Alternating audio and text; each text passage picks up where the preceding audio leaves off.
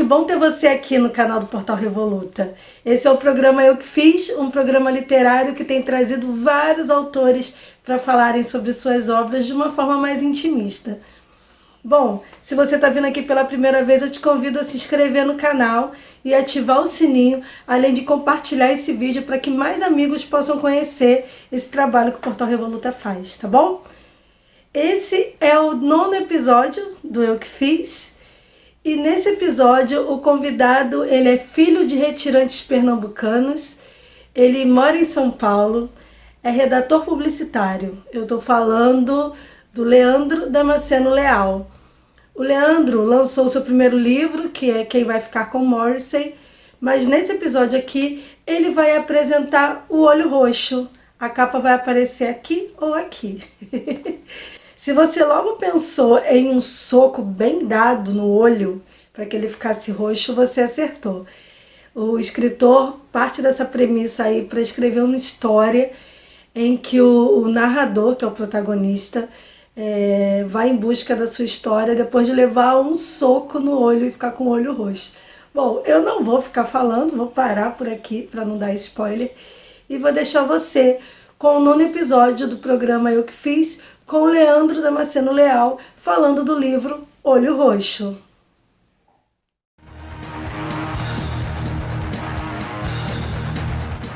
Olá, amigos do canal Revoluta. Eu sou o Leandro Damasceno Leal, escritor. Eu estou aqui para falar um pouco sobre o meu novo livro, o meu segundo romance, o recém-lançado Olho Roxo. Olho Roxo é um livro dentro do livro. Nele, o narrador e protagonista Nivaldo usa o processo literário para acertar contas com o próprio passado. Nivaldo parte de um soco que ele levou numa balada no final dos anos 90, um evento de bastante ódio que o lança numa jornada de autodescoberta. A partir daí, ele vai atrás das origens de um ódio que é muito anterior àquela noite e que pauta toda a sua vida e que o leva até ali. Então, assim, dá para falar de Olho Roxo, que é uma história bastante brasileira, cheia de personagens da fauna urbana identificáveis e também personagens do Brasil profundo. Além disso, Olho Roxo também é uma história bastante pop, marcado pela cultura popular, pela música, que vai de Velvet Underground a Echo and the Bunnymen até Amado Batista e Kátia Sega, figuras do cancioneiro popular brasileiro.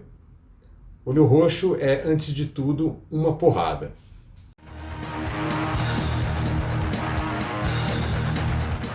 A inspiração para Olho Roxo veio numa viagem de carro que eu fiz com meu pai, do litoral pernambucano até o Agreste, no Réveillon de 2013 para 2014. Nessa viagem, meu pai me contou algumas histórias que ele viveu por aquela região, quando ele transportou funcionários de uma usina de cana-de-açúcar. E eram histórias bastante marcadas pela violência e pela crueza, algo bastante diferente do meu cotidiano urbano em São Paulo. Eu vi ali a oportunidade de, contando aquelas histórias, me conectar com a minha origem nordestina. Mas quando eu comecei a escrever o livro, o que veio foi uma história bem diferente daquela. Nada daquilo que meu pai me contou naquele dia entrou no livro, mas, por outro lado, entraram aqueles sentimentos e aquele cenário ficou marcado na minha cabeça e depois veio a permear as páginas do livro que eu acabei, por fim, escrevendo. A outra inspiração veio num evento pessoal do qual eu falo daqui a pouco.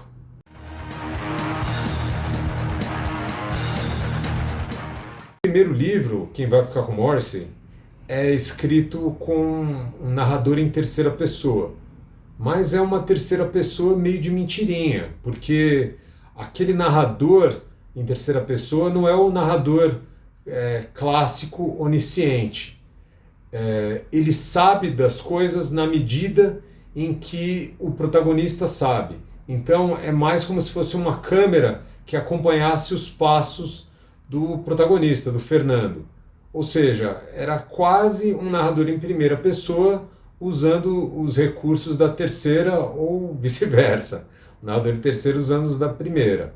Então, assim, eu decidi que para o meu segundo livro eu gostaria de ter, de fato, um narrador em primeira pessoa, um narrador em primeira pessoa clássico.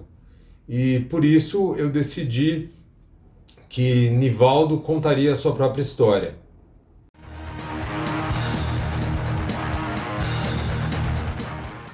Teve uma balada que não foi no final dos anos 90 e não foi uma balada de Réveillon, em que eu mesmo levei um soco no olho. E foi um evento bastante marcante, inclusive literalmente, porque eu tenho uma pequena cicatriz embaixo do olho esquerdo. E como todos os eventos marcantes na minha vida, eu imaginei usar aquele como matéria-prima para alguma coisa, reciclar aquele evento e transformá-lo em um enredo ou pelo menos uma cena de algum livro que eu viesse a escrever. Naquele momento, naquele período da minha vida, eu não tinha sequer começado a escrever meu primeiro livro, mas eu já escrevi alguma coisa e imaginava que aquilo pudesse dar, enfim, pudesse render algo. Aquilo ficou guardado e conforme eu comecei a escrever o que viria a ser Olho Roxo, eu imaginei que aquele evento teria, enfim, se prestaria ao tipo de livro que eu pretendia escrever. Não tem, em princípio, nenhuma metáfora deliberada, mas eu costumo pensar que sempre que o escritor escreve algo, ele não escreve exatamente o que as palavras dizem. Sempre tem algum significado por trás daquelas palavras. Muitas vezes não é um significado procurado intencionalmente pelo escritor, mas um livro não se encerra no escritor, né? E cada leitor tira de uma obra as suas próprias mensagens, os seus próprios simbolismos. E eu, como não quero limitar a interpretação de ninguém, deixo para os meus leitores a interpretação e, enfim, que eles tirem de Olho Roxo, do soco e de todas as outras passagens, o que eles acharem que devem tirar.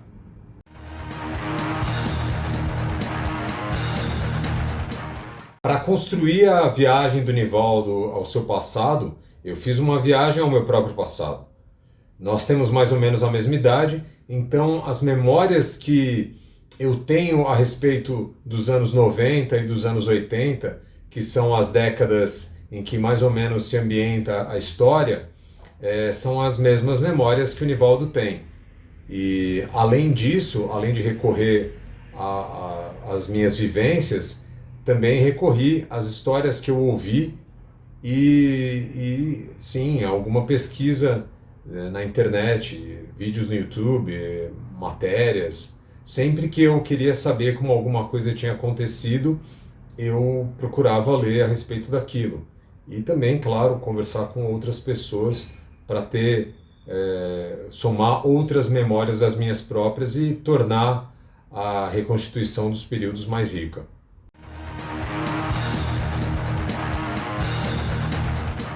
Música é uma fonte de inspiração muito importante para mim. E nem precisa ser um livro tão escancaradamente musical como é Quem Vai Ficar com Morrissey.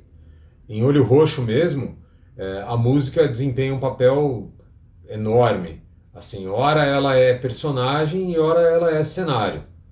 Então, assim, para eu me inspirar para alguma situação em que eu imagino que esteja tocando uma música, eu vou ouvir essa música e me inspiro nos sentimentos que a música provoca em mim para descrever as reações dos meus personagens a essa música. Então, assim, a música é vital na minha obra.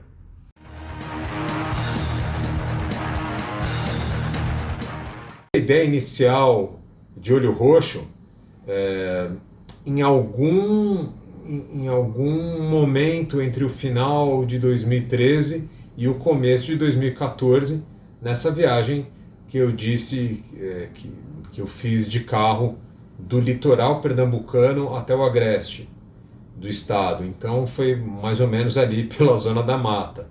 Então vamos dizer que foi em janeiro de 2014.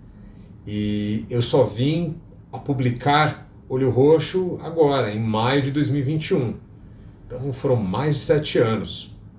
Então, levou tempo para o Nivaldo virar o mundo.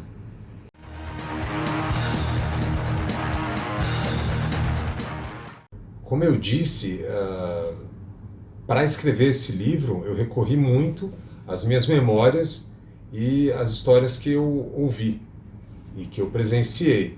Mas, além disso, obviamente, eu também busquei apoio em pesquisas de internet, em vídeos do YouTube, né? Então, foi lá que, por exemplo, eu vi pela primeira vez, depois de muito tempo, uma gravação de um programa que tinha na Rede Globo chamado Globo de Ouro, em que tinha o hit parade da época, se apresentava lá. E eu vi lá a Kátia Cega, que é uma cena que entra no livro, e isso foi para mim um misto de sensações, porque ao mesmo tempo que eu achei brega e um tanto engraçado, também foi emocionante, porque eu entrei em contato com uma imagem que fez parte da minha infância. Além disso, também no livro eu faço referência ao jornal Notícias Populares. E eu pesquisei sobre o jornal e sobre as histórias que ele publicava. É um jornalismo marrom, né, bastante sensacionalista, baseado em violência, em uma sexualidade tacanha, que é uma coisa que os tempos atuais não comportariam, mas era bastante popular no momento em que esse jornal era publicado e vendido. E isso fez parte do meu panorama da infância e também faz parte do livro. E eu recorri a essas matérias para me lembrar um pouco, para reavivar minha memória sobre o Notícias Populares, e foi bem legal.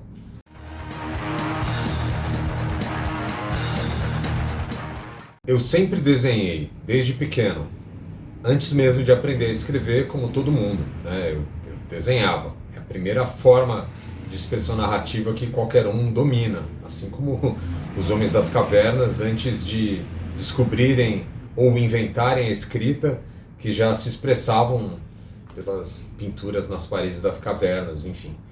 Mas o fato é que eu sempre gostei de desenhar e, para uma criança, eu desenhava melhor que as outras. E tanto é que eu cresci achando que eu seria desenhista profissional. Até ali os 12, 13 anos, eu tinha o sonho de ser desenhista de histórias em quadrinhos, de desenhos animados, enfim. Por esse momento aí da vida, os 12, 13 anos, eu fui atingido por um senso de pragmatismo que só filhos da classe operária, só pessoas pobres têm, né? E eu parei de sonhar e procurei imaginar como eu alcançaria o meu sustento, conquistaria meu ganha-pão, empregando os meus talentos de uma forma mais prática, que, enfim, rendesse um salário. E foi aí que eu decidi ser publicitário. Mas, enfim, o lado desenhista ficou meio adormecido, mas nunca esquecido. Há mais ou menos uns 15 anos, talvez um pouco menos, eu estava numa agência de propaganda e tinha ali alguns esboços em cima da mesa, e passou por mim um rapaz que na época era um assistente de arte, e eu sabia que esse cara era um grafiteiro, era um desenhista, enfim. Ele viu os meus desenhos e achou muito legais e me incentivou a retomar esse hábito que eu havia deixado de lado. Esse cara é o Alex Sena, que depois ele viria a abandonar a propaganda para se dedicar inteiramente às artes plásticas. O Alex, quando eu lancei o meu primeiro livro, que é o Quem Vai Ficar com Morrissey, ele me cobrou: por que você não desenhou a capa do seu próprio livro? Eu, naquela altura, não cogitei desenhar a capa do meu livro, porque imaginei que já tinha uma dose muito grande de arrogância no simples fato de eu ousar escrever e publicar um livro. Porque assim, eu já estava pisando num terreno sagrado, onde gente muito mais qualificada que eu atuava. E eu imaginei que, se além de escrever eu decidisse desenhar a capa e as ilustrações do meu primeiro livro, seria muita arrogância para uma vez só, né? Para uma primeira vez. Então eu deixei aquilo de lado. Depois, quando eu já tinha concluído o Olho Roxo, eu fui conversar com o mesmo amigo, o Alex Sena, e também com outro amigo, artista plástico, o Guilherme Kramer, e o Kramer achou a mesma coisa que o Sena. Achou que eu deveria ilustrar o meu livro, O Olho Roxo. Então, eu aproveitei a pandemia, que atrasou um pouco os planos de publicação de Olho Roxo, e me aventurei. Fiz esboços, estudos, até que eu cheguei à capa e às ilustrações que estão no miolo do livro. Então, assim, é uma coisa... A capa e as ilustrações desse livro são coisas de que eu me orgulho tanto quanto o próprio conteúdo dele. E eu espero que vocês gostem também.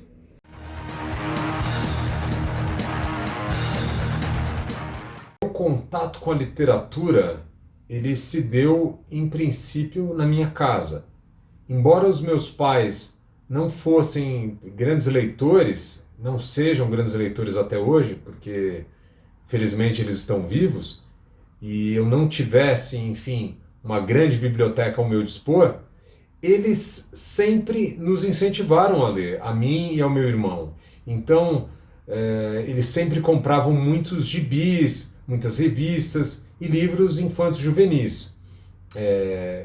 E esses livros, em grande parte, eram recomendados pelas professoras da nossa escola, principalmente a professora Maristela, que foi uma influência muito grande na minha infância, com a qual eu tenho contato até hoje. Então, por meio dela, eu conheci Ruth Rocha, Ziraldo e tantos autores que as crianças dos anos 80 liam. E além dessa influência dela, eu não sei como chegaram às minhas mãos e às do meu irmão uns livrinhos de aventura infanto-juvenis que eram de um gênero chamado Enrola-Desenrola. Era uma espécie de RPG em que o leitor interpretava o protagonista. O texto se referia ao leitor como você. Ao invés de ter o nome de um protagonista qualquer, era a você que o livro se dirigia. Então, ao fim de cada capítulo, tinha ali uma questão, uma decisão que o leitor, que você precisava tomar. Se você resolver abrir a porta da esquerda, vá até a página 52. Se quiser abrir a porta da direita, vá até a página 25. E assim esses livros tinham uma série de finais diferentes. Enfim, eles se enrolavam e desenrolavam, conforme prometia o nome do gênero, de forma diferente a cada vez que você lia. E esses livros ajudaram a despertar a minha imaginação. Eles ao lado dos outros livros infanto-juvenis que eu lia na infância, e também não posso esquecer dos quadrinhos, uma influência importantíssima. Quase esqueci de uma referência muito, muito marcante na minha vida, que era a série Para Gostar de Ler. Na série Para Gostar de Ler, as crianças encontravam ali, tinham o primeiro contato com grandes nomes da literatura, como Carlos Drummond de Andrade, Fernando Sabino, Luiz Fernando Veríssimo, Stanislau Ponte Preta.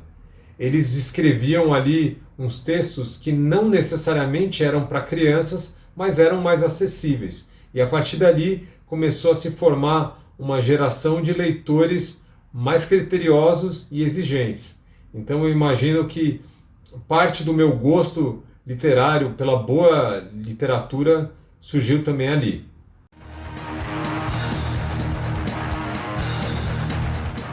De cabeceira é uma pergunta bem difícil. Acho que se eu fosse colocar livros na minha cabeceira, acho que teria uma pilha gigantesca. Provavelmente essa pilha cairia em mim durante a noite e me sufocaria.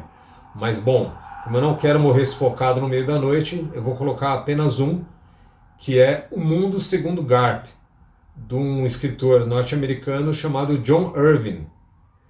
O John Irving, embora seja um best-seller, talvez não tenha o reconhecimento devido. E eu acho que ele talvez não tenha esse reconhecimento justamente por ser um best-seller.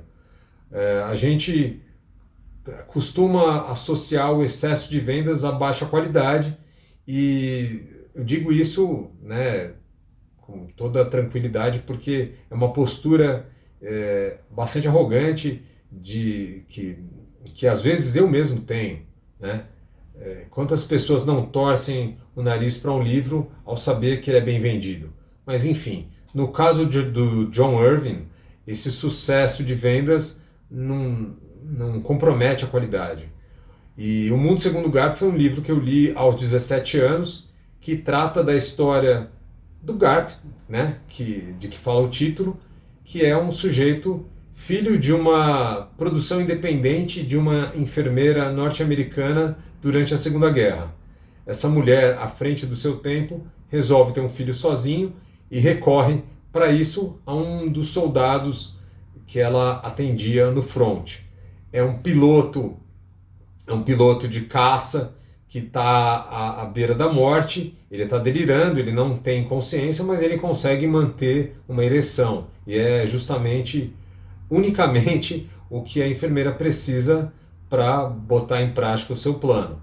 E ela, em homenagem ao filho que ela acaba tendo desse soldado, ela dá a ele o nome de T.S. Garp, ou S.T. Garp, Soldado Técnico Garp, sei lá, eu não lembro exatamente o significado da sigla, mas eu lembro que o nome dele é composto unicamente por essas duas letras e o sobrenome do soldado, né? Ou seja, S.T. Garp ou T.S. Garp. E é um livro riquíssimo, emocionante e divertido. O John Irving é um contador de histórias dos mais habilidosos, e eu já li críticas comparando ele ao Charles Dickens, dizendo que ele é um Charles Dickens moderno. E depois, ao longo da vida, eu li outras obras dele, como Hotel New Hampshire, Em Uma Só Pessoa, O Filho de Deus Vai à Guerra, todos os livros maravilhosos, mas nenhum deles tão marcante quanto O Mundo Segundo Garp. E se eu tivesse que colocar apenas um livro na minha cabeceira, iria ele.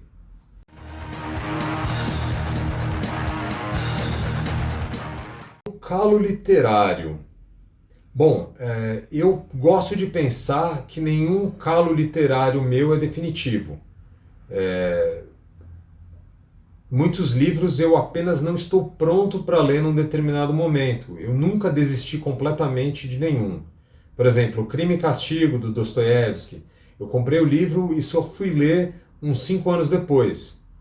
Então, assim, se eu não li um certo livro em um momento, é porque ou eu não estava com a cabeça para aquele livro, para aquele tipo de literatura naquele momento, ou eu não tinha o repertório necessário para aproveitar bem aquela obra. Isso, obviamente, eu estou falando dos livros que sobreviveram às décadas e a críticos muito mais severos do que eu, como é o caso do próprio Dostoiévski. Então, isso dito, eu assumo que eu não consegui avançar em O Som e a Fúria, do William Faulkner. e também em Graça Infinita, do David Foster Wallace. Esse livro tem um agravante, ele é gigantesco e ele não é exatamente um livro fácil de ler. Portanto, é um calo duplamente difícil de ser superado, mas, como eu disse, todos os meus calos eu gosto de acreditar que são temporários, e me aguarde David Foster Wallace e William Faulkner, vou pegar vocês.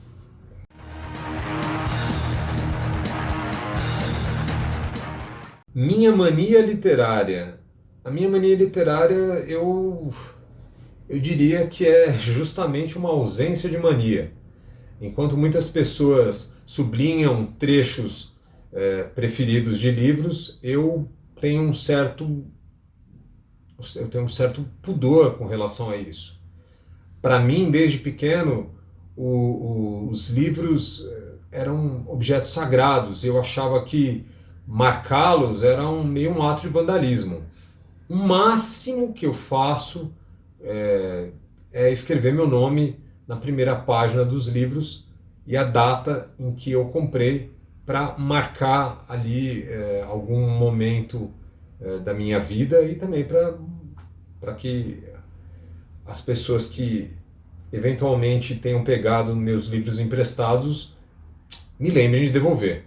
E se você pegou um livro meu emprestado, tá escrito ali em cima Leandro, lembre-se de me devolver o livro.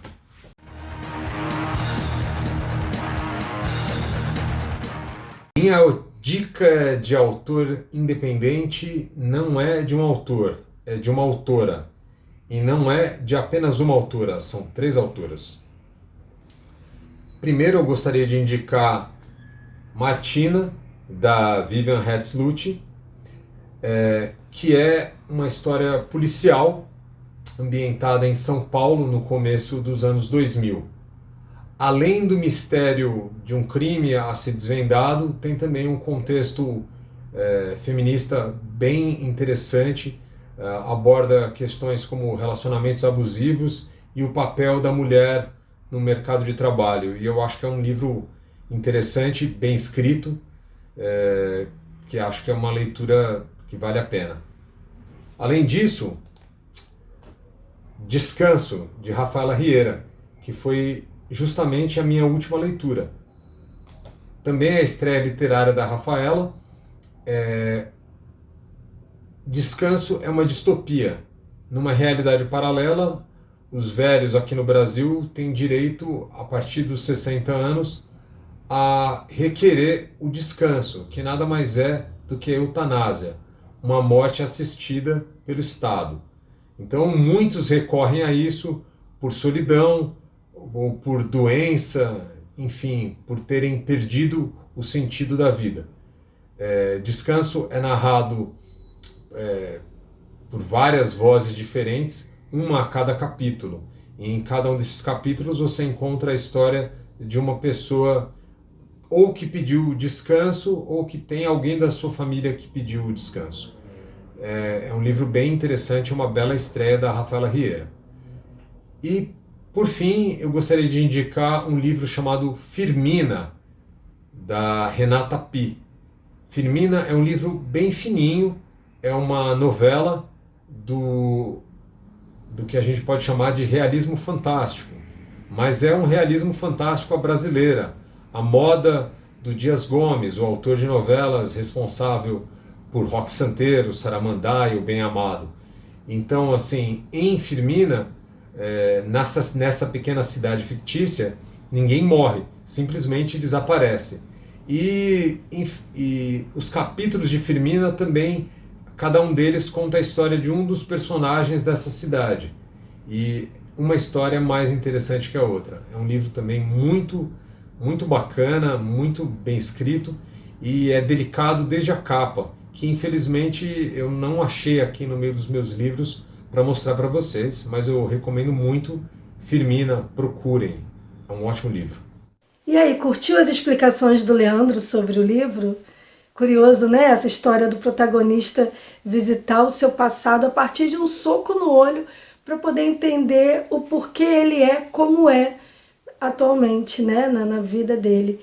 Enfim, eu fiquei super curiosa para ler esse livro e se você também ficou, eu vou deixar aqui na descrição do vídeo os links para você poder acessar o site da editora e também seguir o Leandro no Instagram e conhecer um pouco mais dos trabalhos que ele realiza, tá bom? Bom, e nesse episódio a minha indicação, a minha dica é uma biblioteca pública. Sim, uma biblioteca pública. Eu vou falar da BC, a Biblioteca Pública do Estado do Ceará, que é gerida numa parceria entre a Secretaria de Cultura do Estado do Ceará e o Instituto Dragão do Mar. E nesse período pandêmico, a biblioteca tem usado, né, das tecnologias, utilizado o YouTube e isso para fazer palestras, lançamento de livros, realização de oficinas, e tem usado bastante o Instagram também para se conectar com as pessoas e passar informações sobre a biblioteca. Bom, mas por que eu estou falando dessa biblioteca, né? Bom, essa biblioteca tem muita história, gente. Ela foi, assim, a ideia de criá-la data do século XIX, né? Em 1848 teve essa ideia de criar essa biblioteca. E aí a autorização para criá-la só veio em 1865 e ela foi inaugurada em 25 de março de 1867. Desde sua inauguração ela teve vários endereços, né?